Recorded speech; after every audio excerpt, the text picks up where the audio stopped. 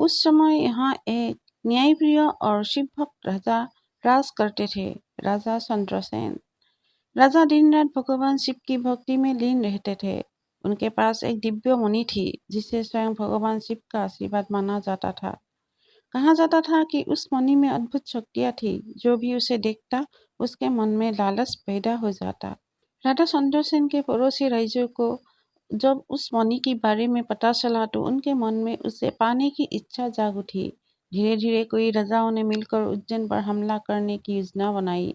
पूरी नगरी डर से कांप उठी। लोग मंदिरों में जाकर प्रार्थना करने लगे। हर तरफ सिर्फ एक ही नाम गूंज रहा था, हर हर महादेव। उसी नगर में एक गरीब ग्वाले का छोटा सा बेटा रहता था। उसने राजा को शिव पूजा करते देखा था।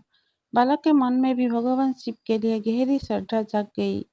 लेकिन वो गरीब था, उसके पास ना फूल थे, ना दीपक, ना पूजा की थाली।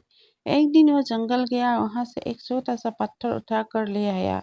उसने उसी पत्थर को शिवलिंग बना लिया। रोज सुबह वो आंखें बंद करके उस पत्थर के सामने बैठ जाता और कहता, महादेव, मेरे पास आपको देने के लिए कुछ नहीं है, बस मुझे अपने चरणों में जगह दे देना। उसकी मासूम भक्ति देखकर देवता भी भावुक हो उठी। कुछ दिनों बाद दुश्मन राज्यों की सेना उज्जैन के बाहर पहुंच गई। आसमान के काले बादल छा गई, भयंकर तूफान शुरू हो गई। राजा चंद्रसेन समझ चुके थे कि अब युद्ध टालना मुश्किल है। पूरी रात मंदिरों में घंटियां बजती रही। लोग रो रो कर भगवान शिव से रक्षा की प्रार्थना करते रहे। उधर वही छोटा बालक भी अपने पत्थर वाले शिवलिंग के सामने बैठा था। उसकी आंखों से आंसू बह रहे थे। वो बोला, महादेव, अगर आप सच में है तो मेरी नगर को बचा लो।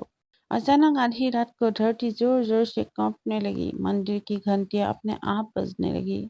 आसमान में बिजली चमकी और पूरे उज्जैन में एक भयानक गर्जन सुनाई दी। मैं आ गया हूँ। उसी क्षण धरती फट गई। उस फटी हुई धरती से एक तेजस्वी अग्नि निकली। लोगों ने देखा कि उस अग्नि के बीच एक विशाल दिव्य स्वरूप खड़ा था। जटाधारी नीलकंठ त्रिनेत्रधारी स्वयं भगवान शिव प्रकट हो चुके थे।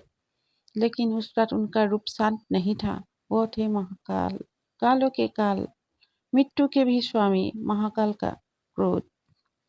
भगवान महाकाल की आंखें अग्नि की तरह जल रही थी। उनके हाथ में विशाल त्रिशूल था। उनकी गर्जन से पूरी सेना कांप उठी। कहा जाता है कि उस रात समय कुछ क्षणों के लिए रुक गया था। महाकाल ने अपना त्रिशूल उठाया और देखते ही देखते दुश्मनों की पूरी सेना भय से भागने लगी। उसी क्षणों में युद्ध समाप्त हो गया। उज्जैन बच चुका था। राजा चंद्रसेन रो पड़े। उन्होंने कहा, प्रभु, हमें छोड़कर मत जाइए। तभी भगवान शिव बोले, जब तक इस नगरी में भक्ति जीवित रहेगी, मैं यहाँ महाकाल बनकर निवास करूंगा। इतना कहकर वो दिव्य प्रकाश धीरे धीरे एक ज्योतिर्लिंग में बदल गया। वही ज्योतिर्लिंग आज महाकालेश्वर ज्योतिर्लिंग के नाम से प्रसिद्ध है। युद्ध खत्म होने के बाद सभी लोग उस दिव्य स्वरूप के सामने नतमस्तक हो गई। महाकाल मृत्यु के स्वामी माने जाते हैं, इसलिए यहाँ हर सुबह भस्म आरती होती है।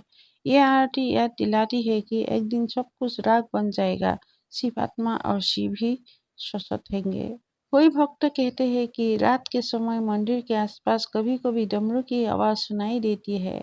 कुछ लोग दावा करते हैं कि गर्भगृह में प्रवेश करते ही उन्हें अद्भुत ऊर्जा महसूस होती है। तो कुछ भक्त कहते हैं कि महाकाल सच्चे भक्तों को सपनों में दर्शन देते हैं। सच क्या है ये कोई नहीं जानता, लेकिन उज्जैन की धरती पर आज भी जय श्री महाकाल की गूंज कभी नहीं रुकती।